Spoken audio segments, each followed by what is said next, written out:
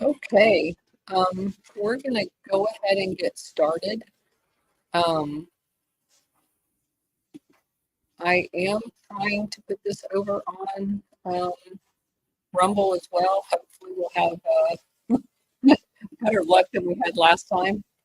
Um, Still have no idea what happened with that. Um, Bridget, is Cousin Nick coming in? I am not sure. Oh, yep, here she is. She just popped in. All right. So let me give her a mic and find out if she wants to be co-host or just speaker. I know she has computer issues sometimes.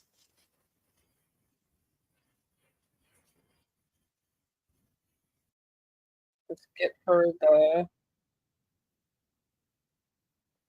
I'm trying to get her the mic, but um, she's not taking it. Would you mind taking care of that? Oh, there she is. Hey, Cousin It, do you want to be co-host or you want to be speaker? What do you want to do? I can just be speaker for tonight, actually. As long as they can post in the next as speaker, that'll be fine. Okay. I'm out of data. Hey, Froggy. Froggy needs a mic. Yeah. So, Bridget, do you know whether she can post in the nest or you can take care of that behind the scenes? And I'll go ahead and give Frog a co-host so he could be checking out the imposters. Oh, shoot, that's right. Yeah. I can't get rid of bots if I'm just a speaker, but Froggy's good at it. He definitely is good at it. I started as a co-host. I'm a professional. If you know what I'm saying, sister from another mother. That's right. You come down hard on them, no bots. All right. I don't care about the expensive co-hosts. I just want people that are here to speak, like Colonel Towner to speak. That's it. So I did. Flipping over tables. What'd you say? Flipping over tables. Amen. Amen. So it appears that the more we dig into this, the bigger the nest gets. And I do want to take a step back and make sure that everybody is aware of what it is that we've been finding, because this is significant. There are groups, and they're not the groups that everybody talks about all the time. So you hear a lot of people talk about the Club of Rome, the Council on Foreign Relations, the Bilderbergs. There's this entire other realm of groups that until we started digging into this, I was completely unaware of. So we've been touching on the World Wildlife Fund. And when you can't talk about the World Wildlife Fund without talking about the 1001 Club. And we mentioned early on in this that the World Wildlife Fund was basically set up by eugenicists, people who want all of us dead. And they were losing their grip. It was the late 50s, early 60s. And they were losing their grip on their colonial slaves and their monopoly on resources. And they needed other ways in order to do that without appearing to be a colonial power. And they cooked up this way of doing that using NGOs. And the NGOs that they were using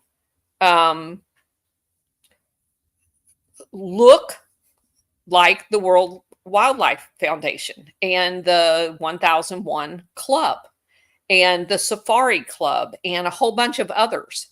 And the ones like there's another group called Le Circle, LECERCLE. All of these same, I'd never heard of that. I know Snow, I see Snow here. Snow kind of honed me in on looking into that particular one because Snow lives over in Europe and it's very prevalent over in Europe. It's very famous over there, actually. And the people that are members of that are also members of the Bilderbergs, the 1001 Club, the World Wildlife Fund Club. And there's anywhere from a 30 to 40% overlap in these different clubs for coordination purposes. And the weird thing about this to me is the more you dig into them, if you go back into the late 1800s, and this is what cued me in on them being part of this entire Operation Gladio series. If you go back in the late 1800s, there was a very famous tradition that I don't know how long it went on before that, but I've just followed it back to that point. The Churchills and the Cecil Rhodes, and they kept creating all of these dinner clubs. And these gentlemen dinner clubs happened once a month and they would like rotate hosting them among the elite in London.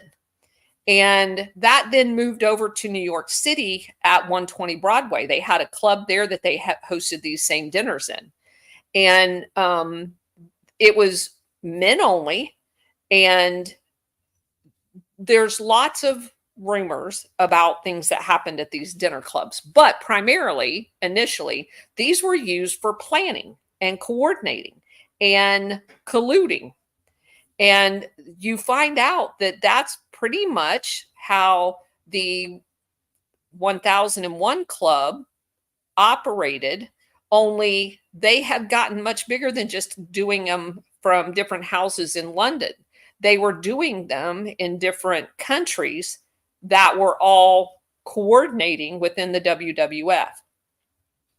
And I will give you the bottom line up front where it relates to these two specific. But Le Circle certainly is, it's true for them as well. These were mechanisms for the planners and the international syndicate to formulate and coordinate where they were going next. And I'm going to use an example that just got brought up recently.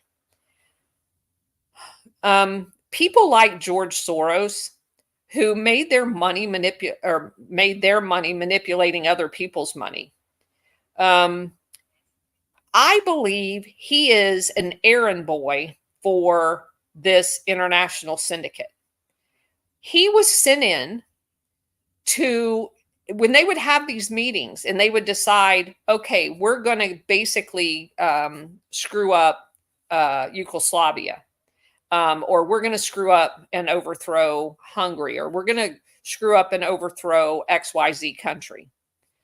He was the guy that went in to either short the money or whatever, and made money for this international syndicate, understanding that every single thing that they did was plotted out in advance and how they were going to do it.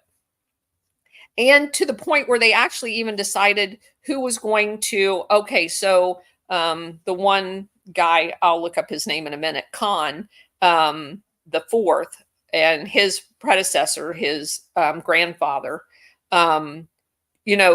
okay, we're going to go screw up the Congo, or we're going to go screw up the Serengeti, and you get to build your luxury hotel there, and then you're going to get the mining rights, and then you're going to get the hydro plant that we're going to screw up the river with, and blah, blah, blah.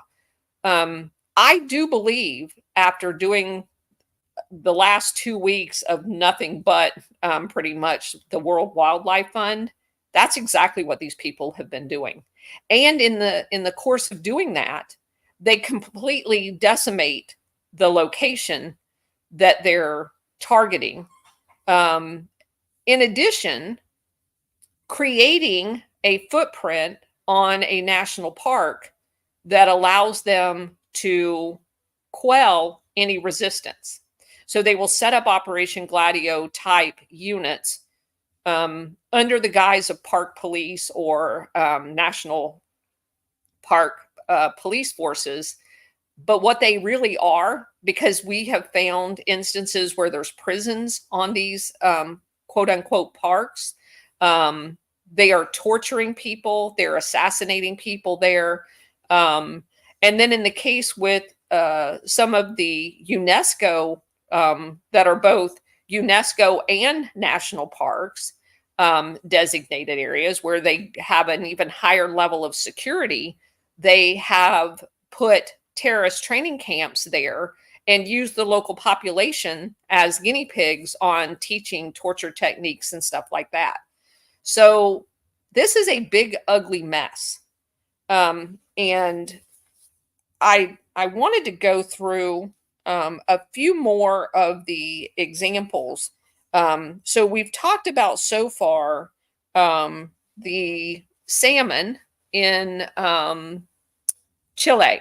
So what happened was in the auspices of, we're helping everybody out and we're all about wildlife. They and I don't know how you get wildlife from caged salmon, but it wasn't even just the caged salmon. In the case of Chile, they endanger the people. Well, first of all, they decimated the actual fishing environment. So they have fjords in southern Chile because southern Chile is very much like Norway. They're just like at opposite ends. So I'm looking for his name, the Norwegian guy that is like a billionaire. The last thing he needs is more money.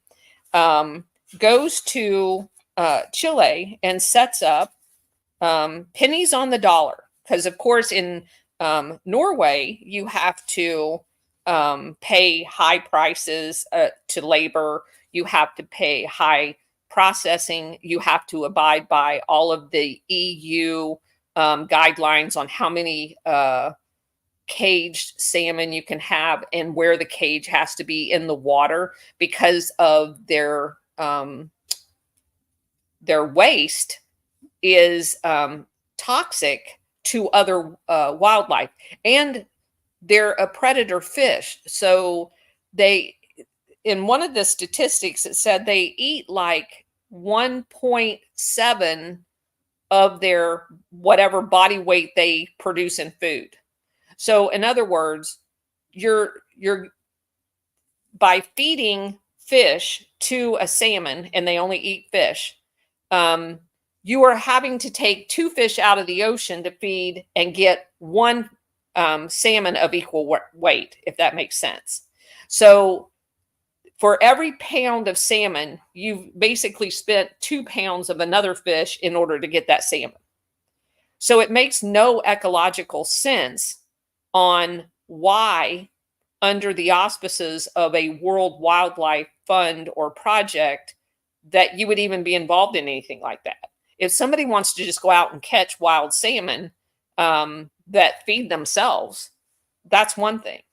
But if you're there to protect nature, and that's what your mission is, your stated mission, then why would you be involved, and they are involved, in Chile's salmon industry? Because what has happened down there is they have twice as many salmon in each cage because they don't pay any attention, and no one makes them pay any attention to the world guidelines of how many salmon can be in a cage.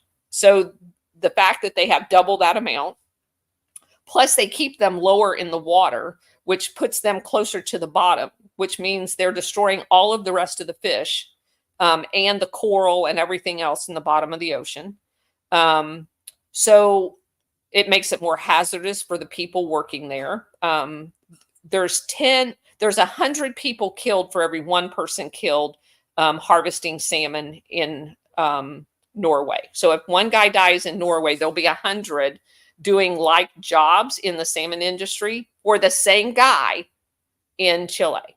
So because they have to dive to take care of the fish and inject antibiotics and all this other stuff into them, because they are so crowded, the guy that wrote this book, Wilfred Huisman, said that you're basically, when you eat a farm-raised salmon from Chile, you are basically opening up a medicine cabinet and just ingesting everything in the medicine cabinet. That's how much antibiotics is put into those salmon in order to keep them healthy, because they're in very unhealthy conditions.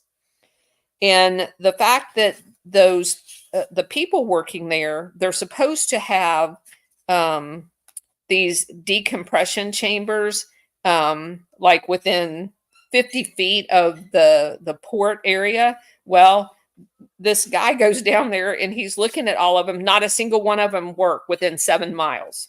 The closest one they found, when they had to medevac somebody, was 7 miles. And of course, he died because he didn't make it. Okay, so the name of the Norwegian company that is doing this is called Marine Harvest.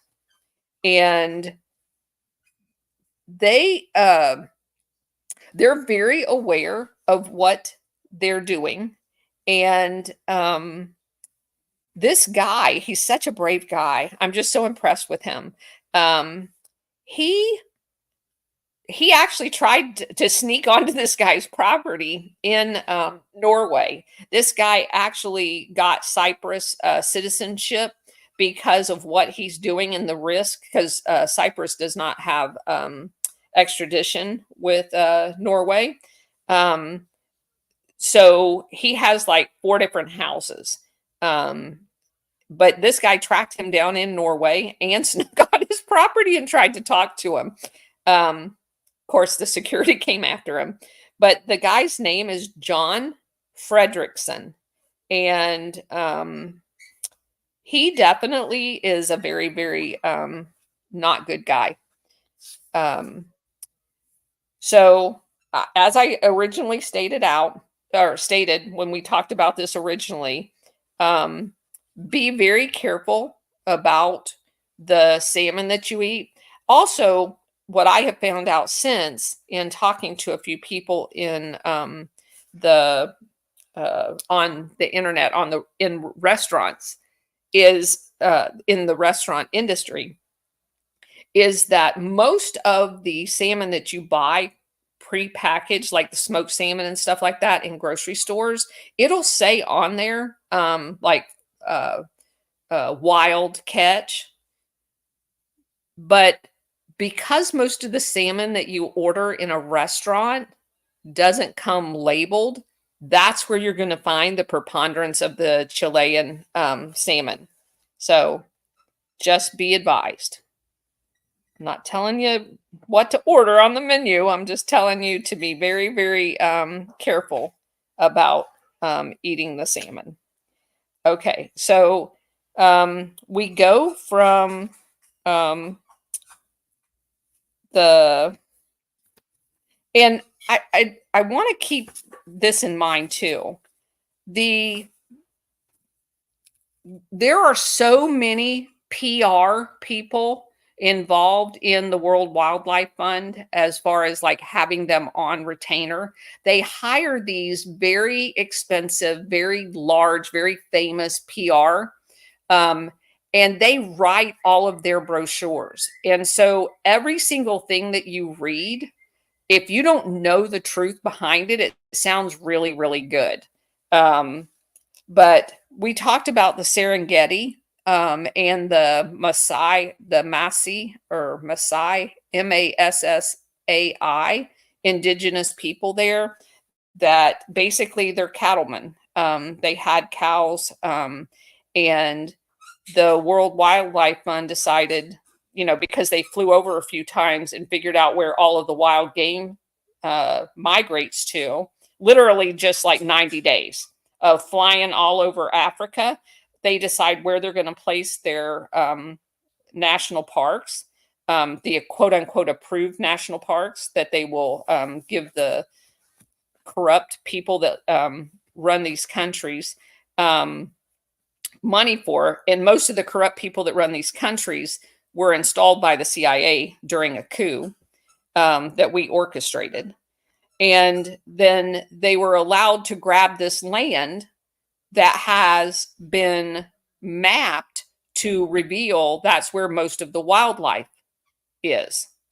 And so, again, this is a modern version of imperialism. They are using nonprofit like the World Wildlife Fund to regain control over land that they had to, quote unquote, give up as a colonial power. So it's like they all got in a back room at one of their quote unquote dinner clubs and decided, we may have to formally decolonize, but that doesn't mean we actually have to decolonize. And as a result, they have come up with this scheme to create all of these nonprofits and go back in and monopolize these countries. And one of the mechanisms I have talked about is that when we install a corrupt dictator, like we did in the Congo and in several other countries over there, we will go to that guy and say, we're going to give you a whole bunch of World Bank loans and billions in some cases, and you're not ever going to be able to pay them back. But here's what you're going to do with the money. You're going to take some, you can put it in an offshore account. You're going to kick some of it back to us. But basically, you're going to leave your country with this, $5 billion debt. And you're not going to spend it on anything there. And then I'm going to come along and I'm going to tell you, I'll forgive that debt if you let me set up the national park and run the national park. At me being UNESCO or the World Wildlife Fund. And so that's basically what they're doing. The CIA goes in first and coups the government and gets a stooge in there.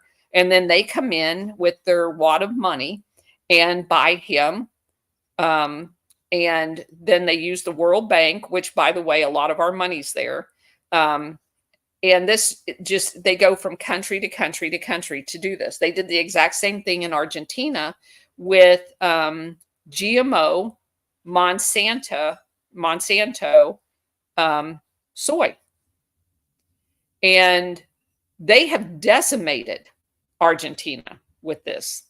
And in Argentina, it drives me nuts.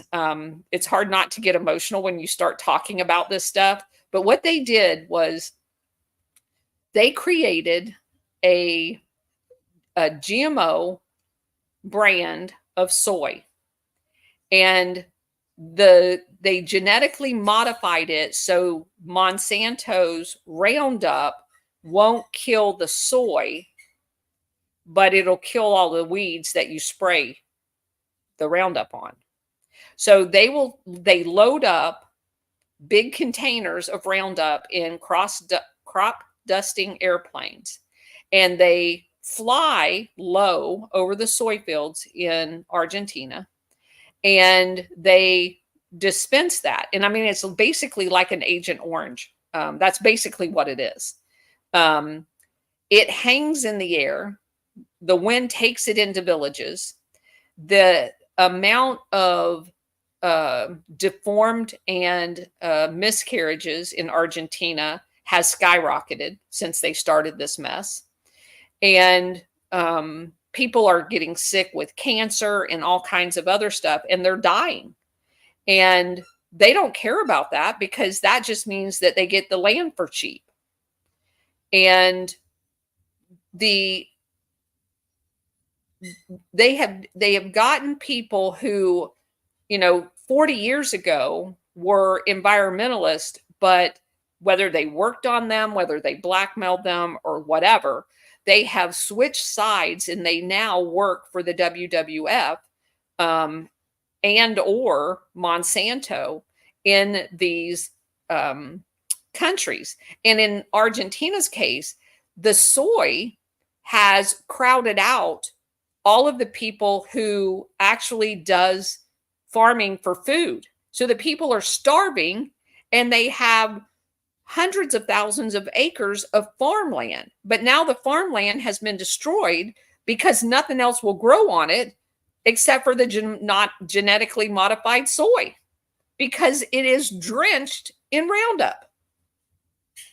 And if this guy this author took a trip down to Argentina, and he drove all over the country, and this Roundup is in the water system now.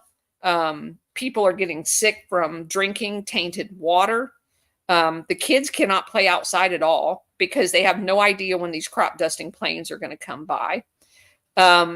He talked to one of the crop dusters, and he had an in-flight emergency, which required him to, because he wasn't getting air in the cockpit, so he had to crack the door. And in came back some of the Roundup, and he has like burn scars all over his body because it's basically napalm. That's basically what it is. So there is so much devastation. Now, let me tell you what they're using that for. They're not using that soy for food. They're using that soy for biofuel for Europe. And every bit of the climate change bullshit, if you just think they're doing it just to grab our money, that's not why they're doing it. They are doing this to destroy the entire world. Because if they had not suppressed oil and the free-flowing oil, you tell me which is a cleaner process with less injuries. A pipeline with an oil rig, or what I just described to you with the soy. How many kids, how many women, how many old people, how many people in general has died as a result of genetically modified soy from Argentina compared to dropping a well off the coast of Argentina and just pumping fuel? There's no comparison. There's no comparison to the environment. There's no comparison to the wildlife. Every one of those millions of acres that have been cleared in Argentina for this bullshit soy comes at the cost of their wild animal and rainforest and everything else. They are deforesting these. And here's how the argument goes for the deforesting.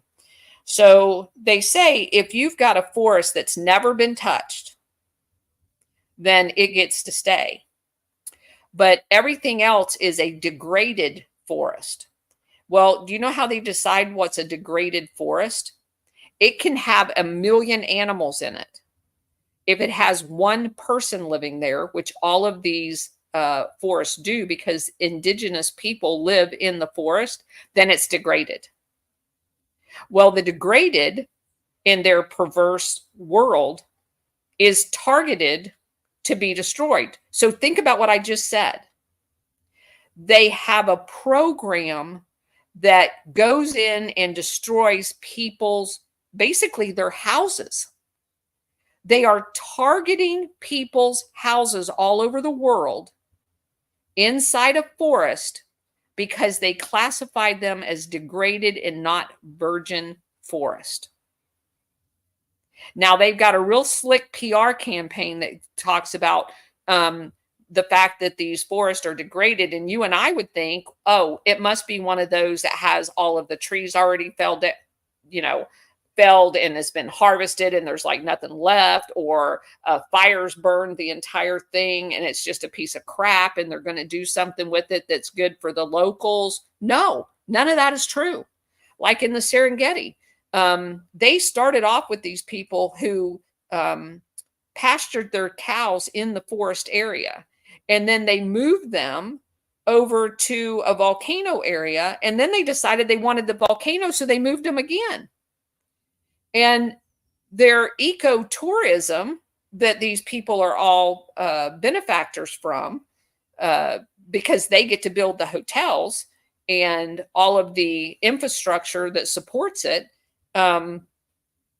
they then take these indigenous people and put them in camps and bring the ecotourist into the camp and let them dance for the ecotourist.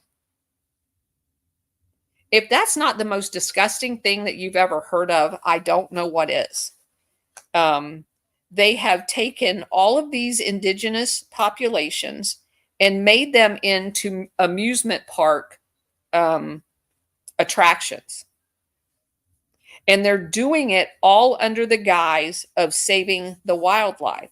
And we've talked about the fact that you can go from product to product. You can get on any of these companies' websites, Shell, BP, all of them, Archer Daniels, John Deere, all of them that are part of this process.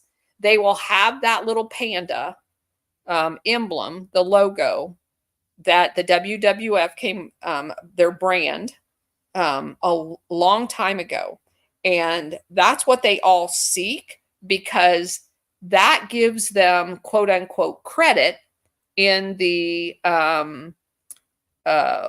world of green. And and this is just how perverse the whole thing ends up being. If you move over to Indonesia, where they have palm oil. Now, I didn't even know anything about this, but evidently, I mean, I have palm trees and it has the little berries that are the actual seeds that if you don't pick them up, you will get a whole bunch of little palm trees. But those little berries have oil in them. And they squeeze that oil. And I want to describe this process, because the oil is used in makeup, it's used in food, and it's used in machinery. It's used for fuel. You ingest it every time you eat margarine and many other products. What they have done is they have taken millions of acres of forest under the definition of quote unquote degraded and kicked all the people out. They do that with Gladio troops. They will burn their entire forest houses down in the forest along with the forest itself. And there, because their forest has been there for 1,000 years, it's got a lot of peat. And so it'll smolder, making the worst CO2 disaster minus the pipeline explosion that's ever been recorded on Earth, is them burning these peat bogs over in Indonesia. And so they do this, then they go in and they plant it with palms. And it takes 5 years for them to grow to maturity. So, of course, the World Bank's all in on this. They're making bank on every one of these projects. And so these indigenous people that were over there, they keep getting pushed farther and farther and farther away from their land. And one of the things that keeps coming up in all of these different areas is they've now destroyed the culture.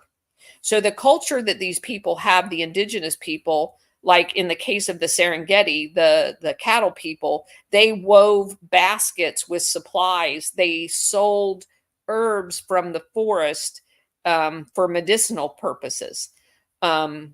the WWF and the National Park Police that they pay for over in the Serengeti area was so nice that they allowed the people back into their forest one day a year in order to gather their medicinal herbs so that they could at least continue that tradition. But they don't have enough time to gather enough to be able to sell them in any kind of a market. And so they're just decimating all of the skills that these people have learned over the centuries. Are all gone. They can't teach their kids that because they're not in their natural habitat anymore. And again, I can't stress this enough. When you have people like Eric Prince talking about how corrupt these leaders are not the leaders that the people chose. These are the leaders that the CIA installed.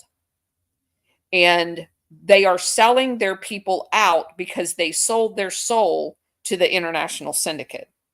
And I will say that repeatedly every time I talk about this until I die, because I am beyond pissed off at people who say, oh, they're just a whole bunch of corrupt people over there. They don't know how to manage their own stuff. That is absolutely not true. They have had their entire countries uprooted with civil wars, all planned and coordinated by the international syndicate using Operation Gladio forces. We talked about that in Angola. We talked about that in Tanzania. We talked about that in, is it Nairobi or Nambia?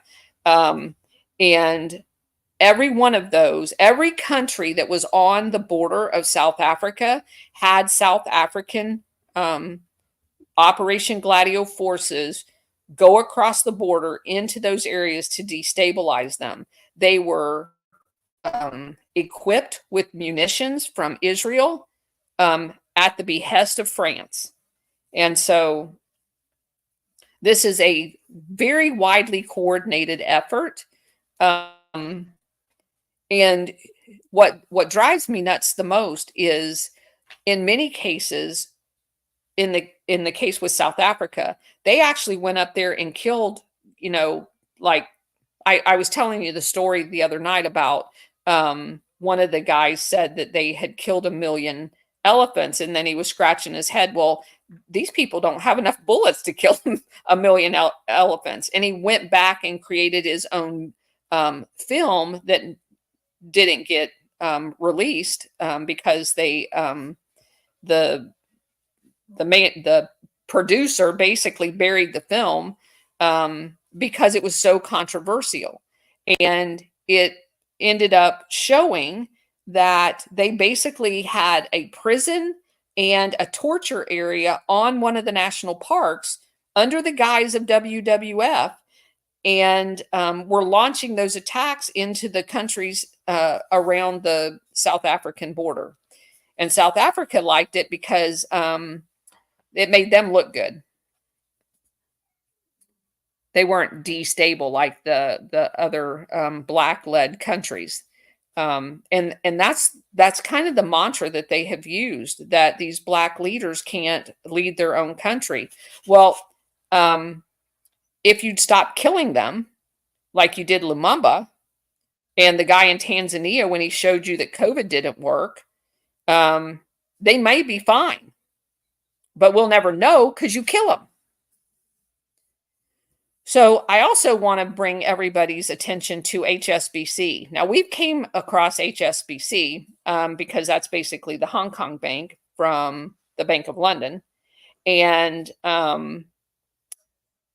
it was a big player in money laundering for the drug trade coming out of Asia. Well, it also is very big in this whole setup. So I want to read a couple of things to you. It says here that it is Europe's biggest bank. It's the financial heart of the palm oil industry, pumping billions into the business bloodstream. HSBC has also contributed $100 million to climate protection programs, a joint project with the WWF. Francis Sullivan, head of the bank's sustainability department, greeted the author on one of the floors in the HSBC building. And so this is just crazy. So Francis Sullivan was the director of conservation for the WWF UK. Remember how I told you there's an international headquarters, and then each country has their own branch. So the guy that used to be the WWF director of conservation is now in HSBC working and in charge of the loans to finance the WWF approved work in these countries. And you will find this over and over and over again. You'll go into like Argentina, the guy that was in charge of the Argentina branch ends up being in charge of a World Bank that does the lending for the program that he was just in charge of. And then he leaves that. And now he's in charge of the round table approving the companies that can come. So they just play musical chairs. It's all the same people. And they just like turn the music on. They all change chairs so that they all keep it in the same small family. And that's exactly what we found with Operation Gladio. It's all the same CIA agents. It's all the same ambassadors. You have the military generals. You find the exact same setup here. So they're, again, patterns. They're not original. No bank on earth has financed more loans in the new biofuel energy sector than HSBC.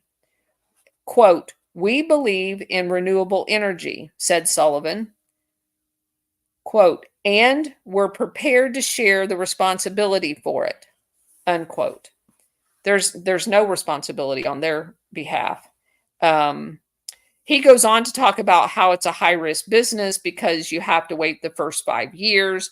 The corporations need a lot of money to bridge that time, which is where HSBC or the World Bank steps in. The WWF is a strategic partner of both financial institutions. Imagine that. They need the trusted image of the Panda brand to win over a worldwide public skeptical of controversial biofuels industry. Francis Sullivan found this hypothesis, quote, very bold. The author said about the gigantic HSBC contribution, in air quotes, to the WWF likewise rolled off him like oil on Teflon. Quote, "The $100 million were not a reward for the WWF. It was a perfectly ordinary philanthropic donation. Together with the WWF and other partners, we want to use the money to protect the world's great rivers. For instance, the Yangtze. Did Mr. Sullivan believe that it is possible to influence WWF policy with financial donations?" That was his question. Here was the guy's answer. "The WWF can't be bought, but you should ask them yourself. I can't speak for them because I don't work for them today. I worked for them yesterday. I don't work for them today." In terms of the palm oil industry, Sullivan said the bank did follow a strategy coordinated in conjunction with the WWF. In other words, they're calling the shots. "The job we do is similar to that of the WWF. We too want to see sustainability become the predominant business principle. When customers from the palm oil industry want loans, we strongly recommend that they convert their production to conform to the standards of the round table. And the round table is like a union. They use that round table to basically coerce and drive out small competitors to the big manufacturers. That's basically what it's used for, because they have really stringent standards to get your Panda, but what we find out when people have actually went and looked, they don't comply with any of the standards, but they use that to enforce it against small vendors. So if you have a little 5 acre farm in Indonesia, you won't get anything done. Nobody's going to buy your oil. Nobody's going to process your oil, nothing, because you don't meet the standards, and you can't afford to meet the standards, but they don't meet the standards on purpose. It's the entire thing is a joke.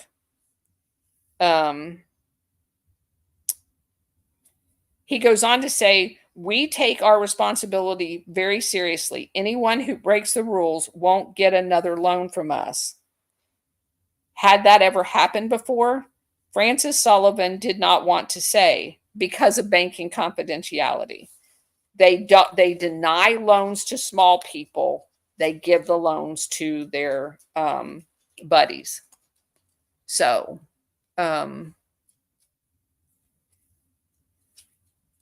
okay. Now, I did want to go over this one because this is a guy by the name of Ferry, F-E-R-I, last name I-R-A-W-A-N, Erawan. He's a professional land surveyor. There's actually a picture in here. He kind of looks like Che Guevara. And the author made note of that. He implicates 2 international players as accessories to the crime against humanity being committed in his country, Sumatra, in the name of sustainability. Quote, the HSBC Bank and the WWF provide international cover for the often criminal activities of the palm oil companies in our homeland. It's no coincidence that the bank places $100 million at the disposal of the WWF. With the help of the WWF, the industry has succeeded in selling the destructive monoculture to the international markets as sustainability. Now, I want to go over that for just a second because this is a very important point. When you take, as I just articulated in Argentina, and you turn half, and that is what it is, half of the production of all of the farmland into soy. And it's not for domestic consumption, even as a food. It's for biofuel to ship to Europe. That becomes, as a nation, a monoculture. And that is what has happened in millions of acres in Indonesia. So they take large swaths of land, and the only thing that's planted there for miles, 1,000 miles, is palm trees. That's one thing in all of that land that destroys the soil. And there's no like crop rotation. There's nothing like that. So it's the least sustainable, least inhabitable when it comes to wildlife, which I thought that's what we're all about, way of doing business. So Ferry Irawan is seen as the leader of the farmers' rebellion in Sumatra, Jambi province, for the sustainability rhetoric of a Francis Sullivan. He had only a disdainful shrug. Quote, the HSBC Bank says it helps the farmers because it lends them money as part of a program for small holders. That's true. But the farmers are only given a loan if they're allowed to plant palm oil. Or they basically have to plant palm trees. And he showed me a photo of farmers in the village that was demonstrating in front of the bank, basically saying that the bank wants to bring us to ruin. And let me tell you about this guy's story, because this is just crazy shit. So the large palm oil companies come in and they basically run people off their land. Well, one group decided to fight back and they actually won in court. And do you know what the World Wildlife Fund did in HSBC? The company that had stolen their land, that got shut down in court, had loaned that company millions of dollars, like $20 million for their 5-year holdover till they could get some oil going. That the World Wildlife Fund and the bank, and I believe it was a subsidiary of HSBC, was suing those landowners that won their land back, saying that they had to pay the $20 million. But they didn't take the loan out. But they're suing them. They're penalizing the people for getting their land back. That's how crazy this is. So, anyway, that I'm going to go back through this book, and I'm going to put together a list of like Monsanto, Archer Daniel, there another one, for everybody to have on, and any products that I can find that's associated with this, in order for us to be able to do something about it, because this is just, it's absolutely crazy. Unilever is another big company. Here's major food multinational members that are all part of this. You have DuPont, Pioneer, Bayer, Shell, obviously HSBC, Archer Daniel Midland, Cargill, Lewis Dreyfus,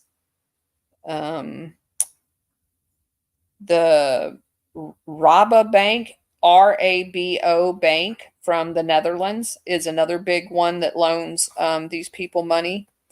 And they are moving their soy production field over into Brazil and Paraguay, I believe. They're also doing it there. The South America is going to be like their new frontier, because they basically decimated Africa in much of this. So yeah, it's crazy. Anyway, I was just, I'm blown away by how, when you read this after you understand Operation Gladio, everything makes so much more sense. Listen to this one here. This is another one, and because this is Ben and Jerry's, people. This guy who is a clown by the name of Jason Clay, he personifies like no other the WWF policy for the 21st century. He advocates cozying up to big business far more openly and radically than the people in the old WWF. Who is Jason Clay? He wants to link arms with Monsanto to save the planet. What motivates him? What does he really believe? And he's one of those guys that has basically changed seats. Like every couple of years, he'll be at the round table. He'll be at the WWF. He'll be at a bank. But basically,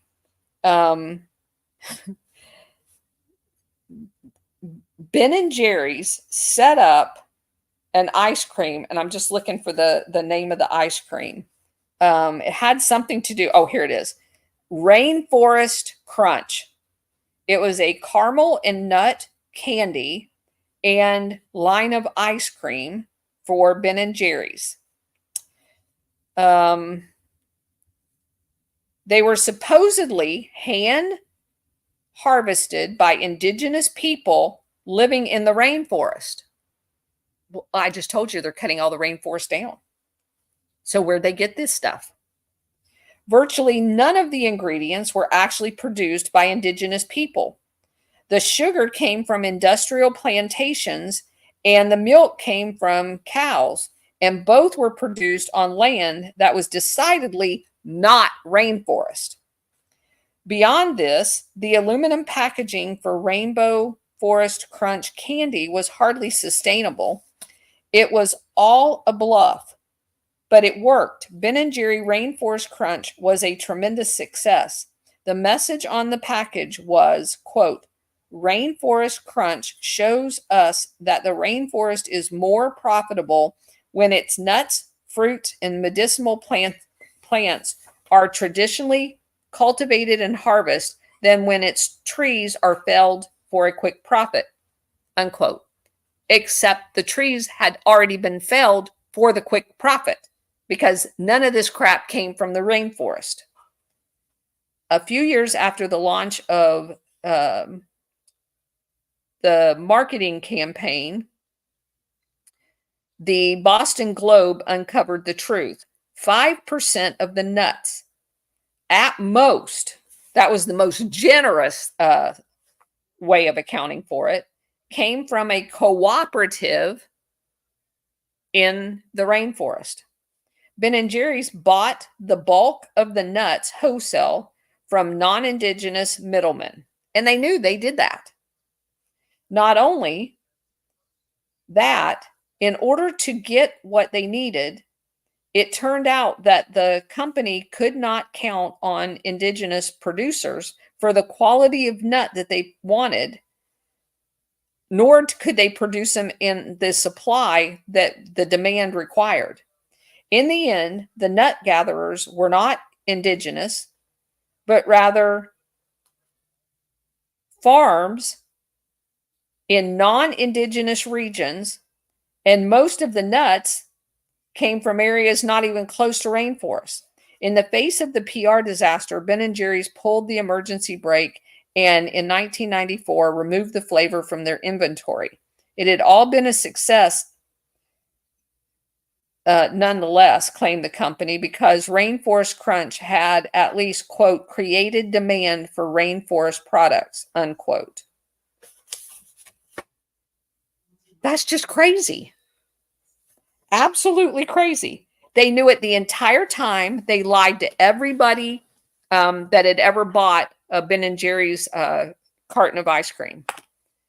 And they were fine with lying about it. They just went on about their business. So that's what I've got. And I do need to give everybody a heads up.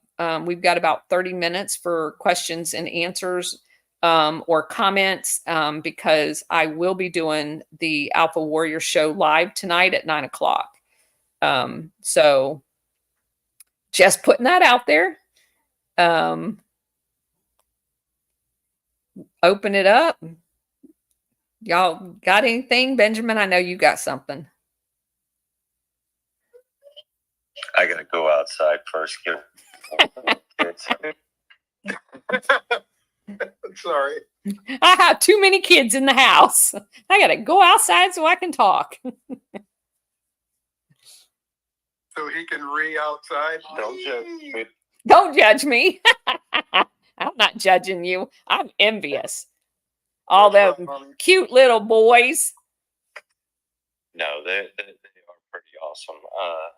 But yeah, they're loud with so many of them. You know, it's one of those things that you're in a room full of other kids and everybody's loud. You got to get louder so everybody can see you. Ooh, That's pretty much how it is every day. Yeah. Sounds like social media. Go ahead. It's pretty Well, I mean, that's something I picked up on life, like watching all these kids and then paying attention a lot when I was a kid and dealing with all these different sailors. I've came across a lot more patterns than, your average individual. So, that's just part of how people work. You figure out ways to get people's attention, whether it be good or bad. That's how all these kids are. They want your attention. So that's why we're molded the way we are in senior leadership. Like for us, you're never late for a meeting. You're 10, 15 minutes early. If you're on time, you're late. So if a sailor comes by as you're going to a meeting and says, "Hey, Chief, I need to talk to you for a minute," you stop everything you're doing. I'll show up late to the meeting. I'm not really late because I'm dealing with the sailor. Your children, they're the same way. They need your attention. They need you to talk to them and break things down for them and unpack things. It's like all this new material that Colonel and everybody gives us. It's all new material for me, a lot of it. So, the way they unpack it makes it so much easier for me to see it in my own mind, what the Colonel's laying down. I'll land with this. I say it a lot. This time is more important than people realize. This isn't simple party politics. People need to hear about this stuff because they're unaware of it. It's like compartmentalization to the nth degree. If they're unaware of something, they don't know it's there. That's why, I come in and I like and repost every comment in the Colonel's Spaces because I want to affect the algorithm, because I know this is important information that people need to hear about. They need to know what these people are doing, because once they learn the scale and the degree of what's going on, then that lights a fire up under their butt. Colonel lit a fire up under my butt, a while ago. So that's why I support her. And we appreciate you. And I honestly, I do have to say this for everybody in here. Please go down into the Purple Pill and repost everything.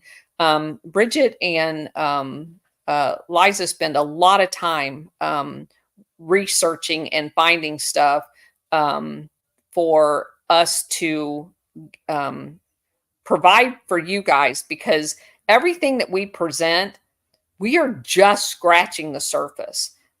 They will go out and find all kinds of supporting documentation that goes as deep as you want to go. But without you guys reposting that stuff, it doesn't get any traction.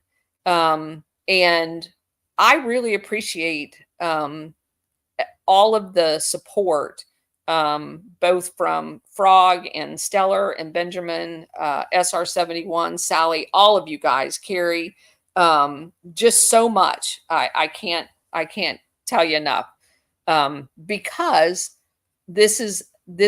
I feel that all of this information has been hidden from us, and we found a string that we began pulling, and we have basically began disassembling a very large piece of cloth that has been used to hide it all from us.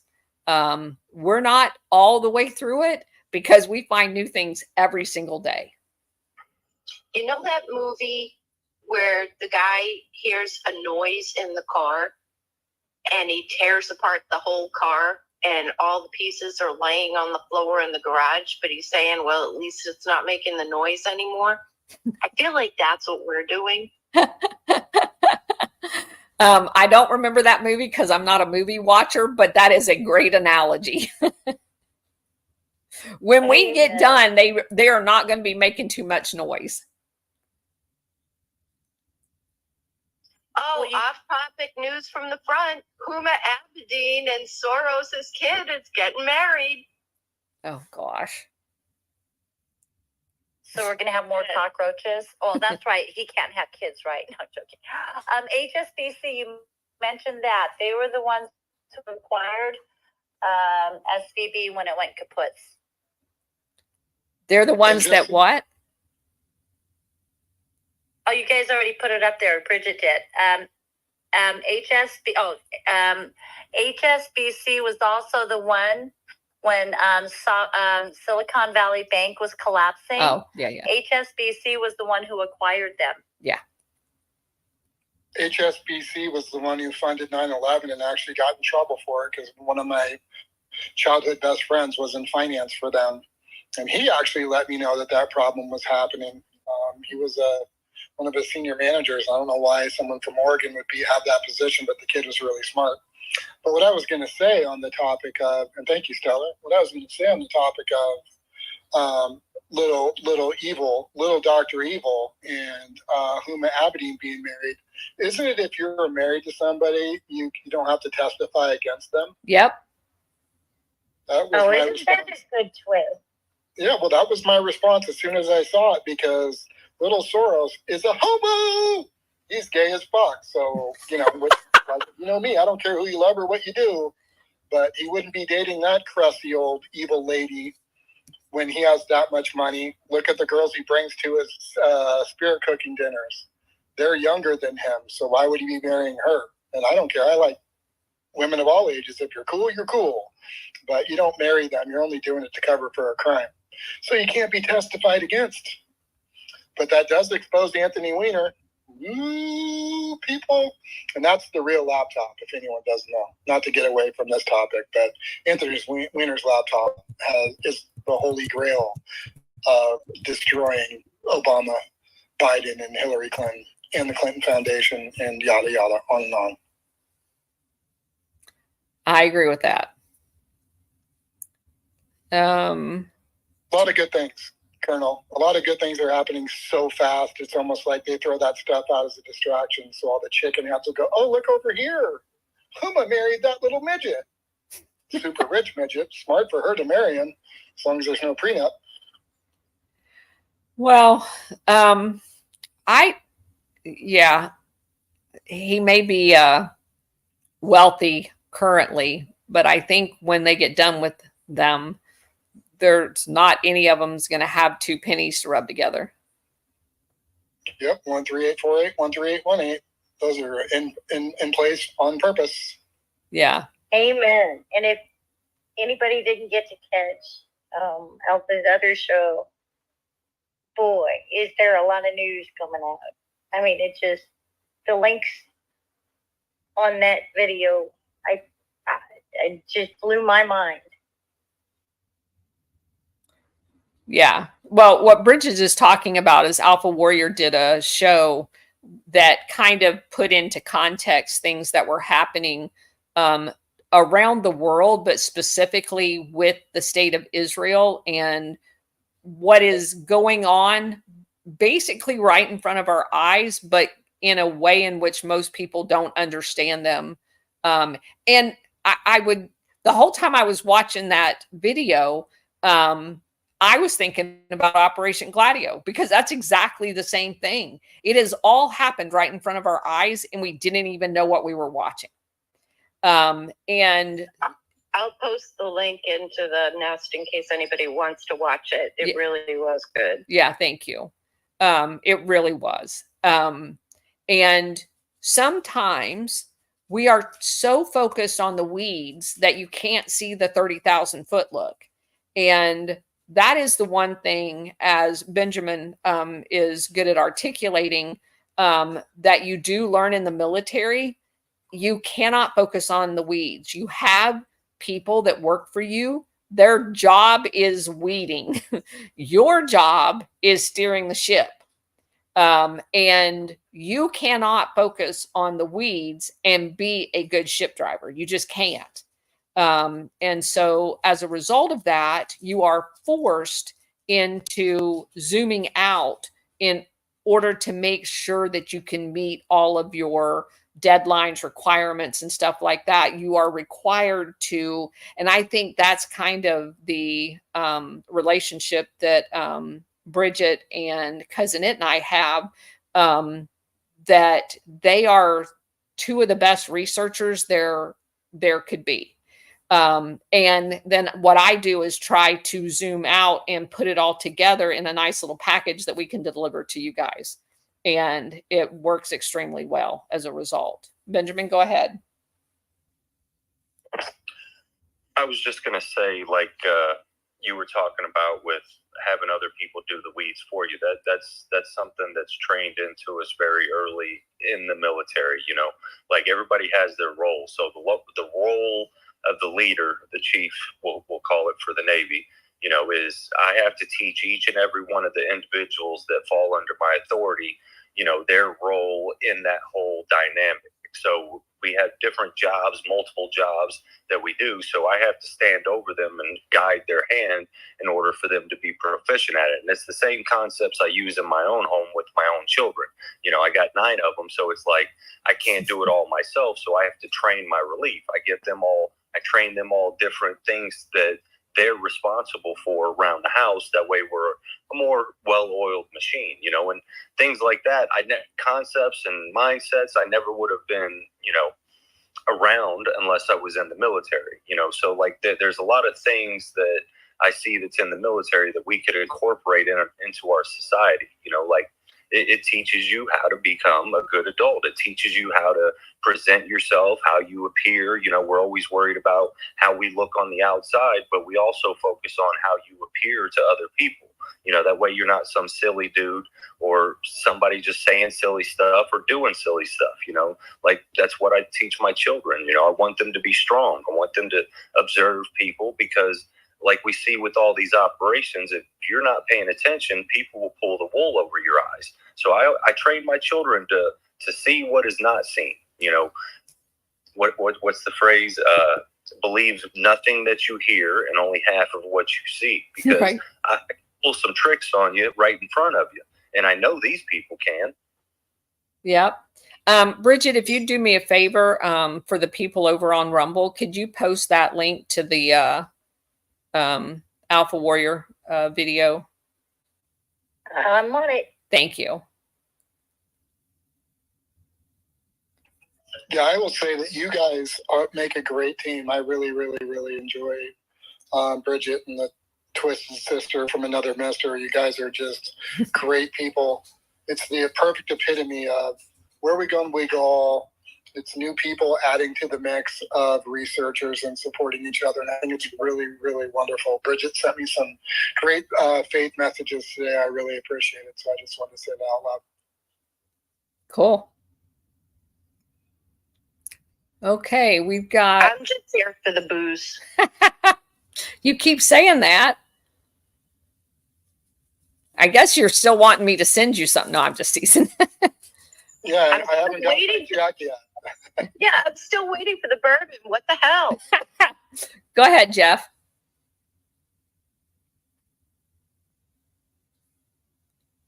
Jeff?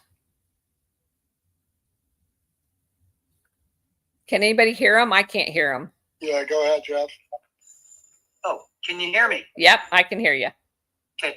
I was building a fish pond using bentonite, and I was researching bentonite, and there's 2 types. There's the natural clay, and then there's the Halliburton, owned by our CEO or board, Cheney, ex-vice president Cheney runs it, and nanotech. And then I researched nanotech more, and they're putting it deeper down. Have you heard of cDNA? I'm not a scientist, but it seems like they're changing us synthetically through putting cDNA with mRNA to rewrite our DNA to make us synthetic beings. Have you looked into the cDNA? I have not. I've been downloading some stuff, and it's scary. This is like the finer detail of transforming us. You should look into that. I have some of the information on my computer now. You know who's a good follow for that, Jeff, there's a Dr. Robert Malone, and he actually started the RMNA or whatever it is. Yeah, I know about that. Yeah, that's messaging rewriting. Yeah.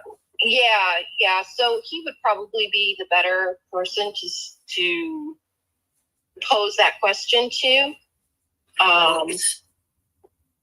It's scary because it's all self-replicating. It creates things in our body. It replicates drugs. It replicates itself. And it seems like it's going to transform us. You've seen the interior of people's veins with like a synthetic vein. Right. They Did have you have, I'm sorry to interrupt. Did you have a question for the Colonel? Yeah, I was just asking her if she's looked into the, because I live in Brazil now, and they're doing soy like crazy, and I know they're synthetic and they're altering it because they have like greenhouses with experimental stuff, and then tens of thousands of acres of soy. But yeah, it's all GMO. It's all GMO because they're using the Yeah. same stuff from Monsanto seeds. But I'm doing this from a perspective of Operation Gladio and the military aspect of that. When people start talking about the scientific aspect of that, my eyes glaze over, and you could just give me a fork to poke myself in the eyeball with. I'm sorry. No, that's fine. No, that's fine. I just spent 30 years in the military, and that's kind of the way my mind sets. But Marie 17 is usually in our spaces as well. I don't see her here tonight. She's been doing a lot of research on that as well. You can find her on X. It's just not my forte. Go ahead, Bridget. Excuse me one second. Trumpy, you've got Marie going on your spaces Friday, right? Yeah, she's going to be in on Friday. I always suggest that he reach out to her because there's some really interesting things happening with the graphene oxide stuff too, as well, and the mRNA. The patch that they used was the HIV. So yeah, I would definitely reach out to Marie CF and send over what you have and see if that's what she's looking at. She's looking at the medical parts of Operation Gladio. Like I can see the financial sides of Operation Gladio. It seems to be, click the dots very well. Thank you, Colonel Towner, Bridget, and Cousin Ed. We're all sisters from a different mister, I believe now. I agree. Amen. Yeah, sorry, Bridget. I didn't mean to interrupt. You were going to say something. Nope, it's all good. I was just direct him over to Trump Frogs and Marie 17. You're right on the money. All right. Well, I'm going to go ahead and jump off of here. I've got another show in 10 minutes live. It's going to be on the Alpha Warrior Show. So hopefully I'll see you guys all over there. I know a lot of you guys join us over there. And I really do like doing that one live, more so than just being in the chat with him on Wednesday night. So hopefully I'll see you guys all over there. Thank you for being here. Again, we are going to be here tomorrow at 7:30 and Friday at 7:30. And then we'll get back with, after we kind of have a discussion on whether or not we're going to stay with the evenings or the day, because there's too much of a conflict with people that we like to be in their spaces, like Trump Frog, to be doing this every night at 7:30. So we just need to rethink that a little bit. And we'll get back with you on what we're going to do with that. But anyway, thank you all for being here. Thank you for all you do, Colonel. Thanks. And your team. Thanks. The terrible twosome. You got. Yep. It's the terrific threesome. Hey, Probably. I like that, Stellar. That sounds weird. Probably. That Sounds fun. That sounds weird. No, it does not. I don't pitch for that team. Well, I didn't mean it that way. All right. I'm a dude. Can't help myself. That's just sick. All right, guys. Talk to you later. Same bat time, same bat channel tomorrow. Have a wonderful evening, and thank you, Colonel Hunter, Bridget, and Cousin Ed. And I see Sally and everyone else. Bye, guys. Thanks. Bye, everyone.